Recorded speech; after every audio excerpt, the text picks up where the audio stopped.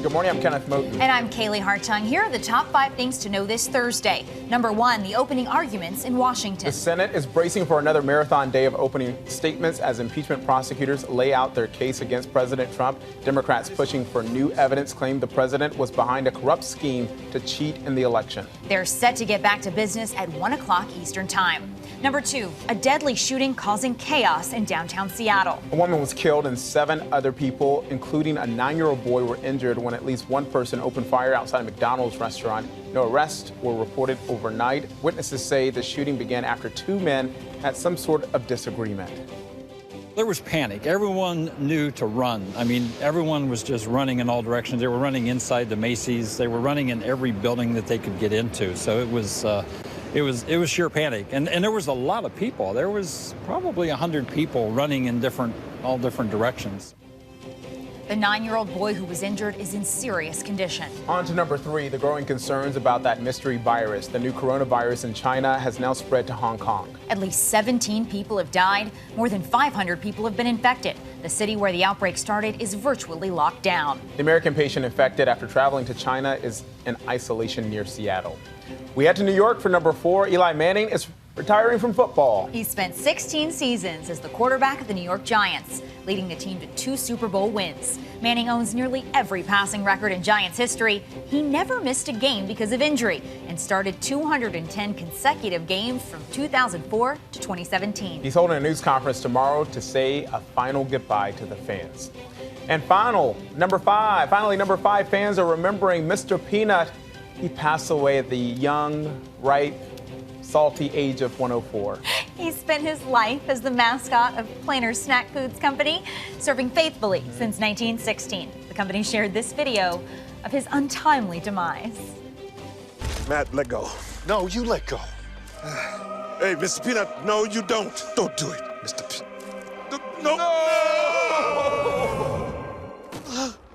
Maybe he'll be all right. Maybe not.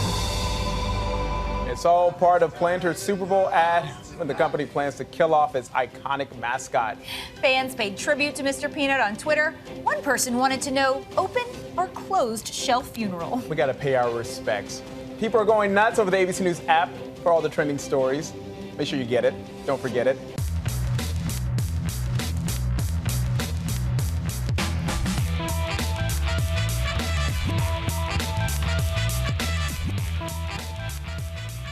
Good morning on this Thursday. Let's get right to the big story of the week. President Trump's impeachment trial. Today is day 2 of opening arguments. Democrats are making their case that President Trump abused his power. They're also calling on senators to subpoena key witnesses.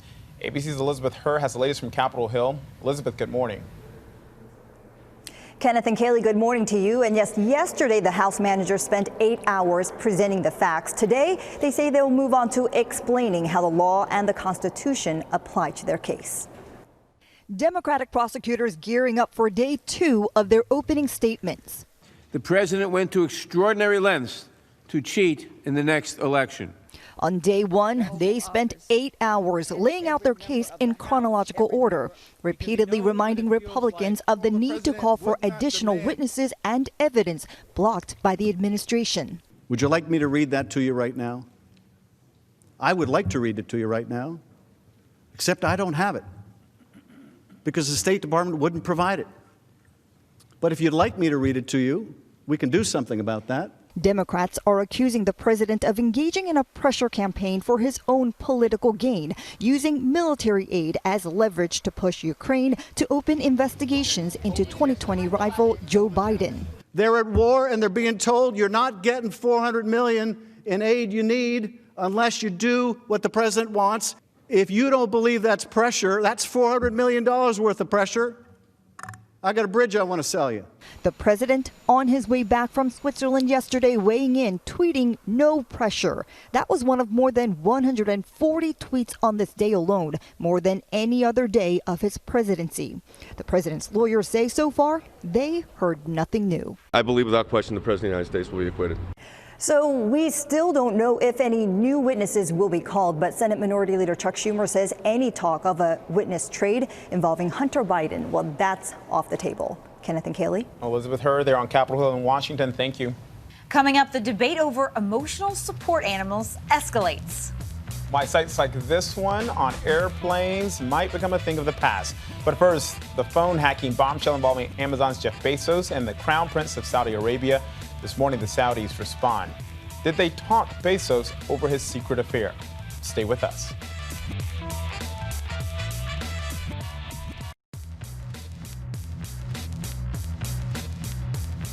Welcome back. We've been up all night keeping track of the news, but it is finally morning, America, and our workday is almost done. So here's a look at some of the stories we've covered so far on World News Now and America This Morning. We begin with the mystery virus spreading in China. It's now been confirmed for the first time in Hong Kong. It comes as we learn more about the American who's being treated near Seattle. Doctors are now using a robot, keeping the man in isolation. Back in China, the city where the outbreak started, a city of 11 million people has been placed on virtual lockdown with no planes or trains departing. Overnight, weary travelers arriving at New York's JFK airport wearing masks were well aware of the spreading coronavirus. There might be someone else who caught the disease, but I don't know. So I'm wearing the mask to protect myself. They were on the last plane to arrive from Wuhan, China, before flights from the city were canceled, as experts try to determine how quickly the newly identified virus is spreading. It's now infected more than 500 people, killing at least 17, most in Wuhan. A lot of people I know, they were pretty panicked about the disease. So everyone on the street was wearing the mask in my city. But overnight, a troubling development. Health officials confirming the first case in Hong Kong. It comes just hours after doctors in the U.S. confirmed they're treating a patient with the virus. The man in his 30s is living in a biocontainment room with security guards at a hospital near Seattle. Thankfully, our patient is doing relatively well. Doctors say it's a mild case, but those who have access to the room are using a specially skilled robot to limit contact with the patient. The man flew from Wuhan last week and started showing symptoms the next day. Experts know little about the new coronavirus, beyond that it starts with cold-like symptoms. Put on a face mask, consult a doctor as soon as possible. Wuhan, a city of 11 million people, is essentially on lockdown today. Our Bob Woodruff was there. This is the international section of the Wuhan airport, and there's basically almost no one here. It seems empty. I'm in China. American Matthew McCoy has been traveling around Wuhan since 2013. He says people are being extra cautious. Nobody's at the shopping malls, and now nobody's at the movie theaters. And very few people are out and about. They've all got their groceries, and they're staying in-house as much as possible to try to weather this situation. But back in this country, this new flyer is being posted at 14 U.S. airports, including the 5 airports where travelers are being screened, warning people not to visit animal markets or touch animals if traveling to Wuhan, and listing the symptoms: fever, cough, and difficulty breathing. As for that patient in Seattle, officials are now working on verifying the 16 people he may have had contact with since traveling home. In Southern California, a small plane caught fire while taking off from a small airfield and crashed, killing all 4 people on board. Witnesses say the single-engine plane was barely off the ground when it hit a fence and burst into flames. By the time fire crews arrived, the plane was fully engulfed, and the flames had spread to dry brush in the area. Breaking overnight, an air tanker fighting the historic wildfires in Australia has crashed, killing 3 people on board. All were American firefighters. The plane was a C-130, a huge tanker similar to this one. It went down just a few miles from Canberra Airport in southeastern Australia, which is closed because of so many fires in the area. Officials are warning people who live nearby to leave as soon as possible. President Trump is downplaying the severity of head injuries U.S. troops suffered in the Iranian missile attack on a military base in Iraq. After initial reports of no injuries, the Pentagon later revealed that 11 service members sustained concussions and traumatic brain injuries in the strike. And this week, they reported more troops have been evacuated for evaluation. But the president said he's seen a lot worse. I heard that they had headaches and a couple of other things, but I would say, and I can report, it is not very serious. So you don't consider potential traumatic brain injuries serious? No, I don't consider them very serious injuries relative to other injuries that I've seen. The president went on to talk about meeting troops with no legs and arms after they survived roadside bombs, describing those as horrible injuries. Some new legal trouble for Hillary Clinton. She's facing a defamation lawsuit from Democratic presidential candidate Tulsi Gabbard. The suit stems from Clinton's comments last fall when she suggested Gabbard is a Russian asset. Gabbard claims she suffered substantial economic losses as a result of that comment. Her lawsuit is seeking $50 million in damages. I will not stand quietly by as Hillary Clinton or anyone else tries to smear my character, and I've filed a lawsuit against her for that defamation. In response, a spokesman for the former Secretary of State called the lawsuit ridiculous. The first election in the U.S. where people can vote by smartphone is officially underway. It's in the Seattle area, where voters can now use their phones to elect the County Board of Supervisors. One security measure forces voters to submit their signature before their vote is counted. Voters have about 3 more weeks to cast ballots. And a new warning now about a possible scam involving FedEx. Customers have been getting text messages showing a fake tracking code, which prompts the user to enter their delivery preferences. Problem is, those preferences take users to a fraudulent website where scammers are using that information to steal customers' personal data and money. We turn now to that bombshell report from the UN accusing Saudi Arabia's crown prince of hacking Amazon CEO Jeff Bezos. Investigators say the hacking of his phone was related to his role as owner of the Washington Post. But this morning, the Saudis call the allegation absurd. This morning, a stunning allegation by the United Nations accusing the Saudi kingdom of hacking one of the richest men in the world, Amazon founder Jeff Bezos. The suspicion is that the phone of Mr. Bezos was hacked in relation to his role as the owner of the Washington Post. The UN report, which included analysis of data collected by a firm hired by Bezos, concluded the hack happened back in May 2018 in an effort to influence and possibly silence the Washington Post's critical coverage of Saudi Arabia, which mostly came from murdered columnist Jamal Khashoggi. The UN report says the prince sent Bezos a file on WhatsApp, seen here in this image obtained by Vice News. When opened, the file allegedly allowed hackers to break into Bezos' phone and download massive amounts of data. Then, just 5 months after the alleged hack, Khashoggi was brutally assassinated, a killing the CIA says was ordered by Saudi Crown Prince Mohammed bin Salman. According to the report, the Crown Prince also allegedly sent Bezos another WhatsApp message with a picture of a woman closely resembling his then mistress, Lauren Sanchez. 2 months later, their affair would be revealed through text messages printed by the National Enquirer. This morning, the Saudi foreign minister is dismissing the allegations. Absurd is exactly the right word. The idea that the Crown Prince would hack Jeff Bezos' phone is absolutely silly. In the meantime, Bezos has remained silent about the accusations, only tweeting this picture from Khashoggi's memorial service. The Justice Department would not comment on the case, only saying the U.S. will investigate malicious activity, including if it's sponsored by a nation-state. Look at this. A commuter train plowed right into a big rig outside New York City. The 18-wheeler was trying to make a turn. When it got stuck on the tracks, the truck driver managed to escape his cab in time, and the train continued on without derailing. No one aboard the train was hurt. And testimony is underway in the trial of Hollywood producer Harvey Weinstein. The first prosecution witness has told jurors that Weinstein can be charming in public and aggressive in private. That testimony followed chilling opening statements. ABC's Trevor Ault reports. More than 2 years after the first accusation surfaced against disgraced Hollywood producer Harvey Weinstein, his long-awaited trial now underway in New York City. Think you're going to get a fair trial today? Yeah. What makes you say that?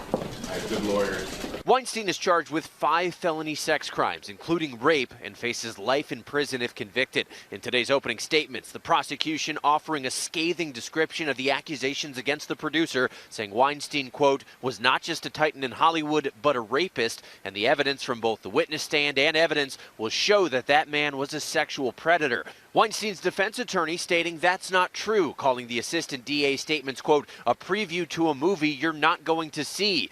Weinstein's attorney showed the jury what the defense has called loving emails between Weinstein and some of his accusers, which were sent after the alleged assaults took place. The attorney saying it is not going to be this predator-prey dynamic that the state so badly wants you to believe. Weinstein has pleaded not guilty and has repeatedly insisted any sexual encounters were consensual, while the charges in this New York trial are centered around the allegations from 2 women. More than 80 have come forward with accusations of sexual misconduct against him. I joined these other women who were also harmed by Harvey Weinstein to say, we aren't going anywhere. 6 women who have accused Harvey Weinstein of sexual assault are expected to testify over the course of this trial. And remember, as this is happening, Harvey Weinstein's also charged with rape and sexual assault from different incidents in Los Angeles. Kenneth, Kaylee. Thanks, Trevor. The Massachusetts woman who sent text messages to her boyfriend urging him to kill himself when they were teenagers is getting out of prison today. Prison officials say Michelle Carter has been a model prisoner and is being released early for good behavior. Carter is now 23. She was convicted of involuntary manslaughter after her boyfriend Conrad Roy died by suicide in 2014.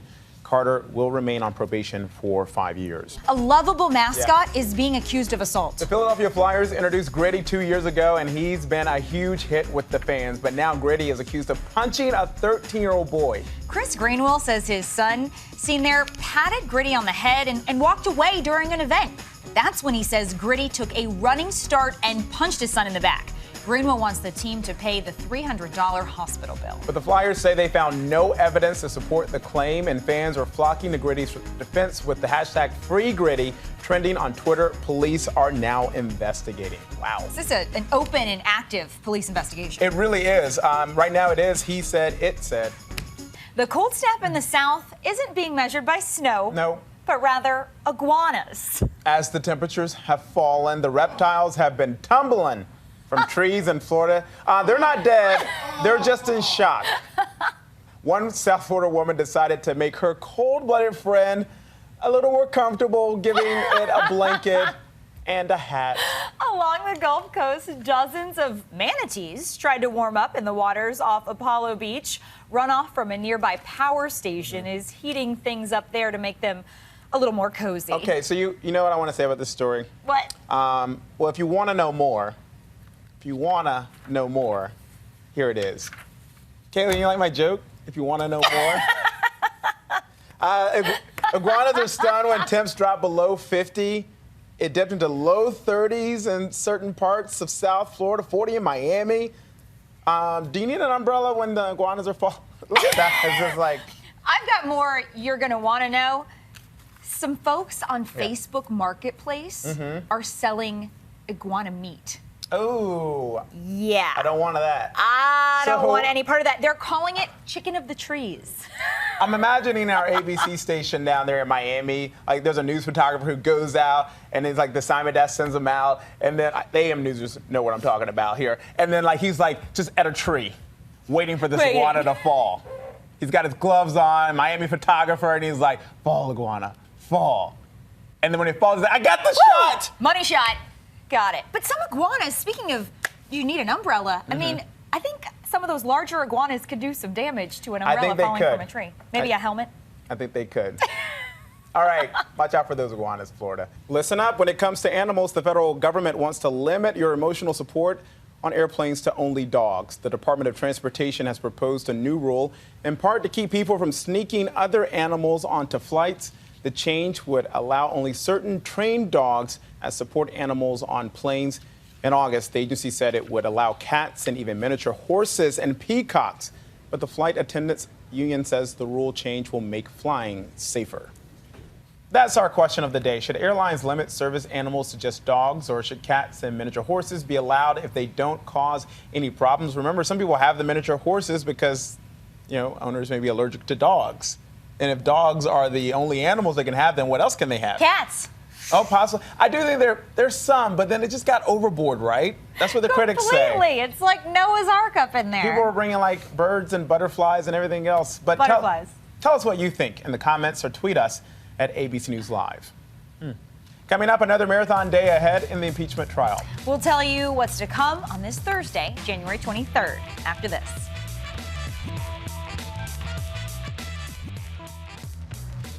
Here's what to watch out for today. Impeachment proceedings enter day 2 of opening arguments. House managers have 24 hours over 3 days to prosecute the charges against President Trump before the White House lawyers get their chance to address the Senate.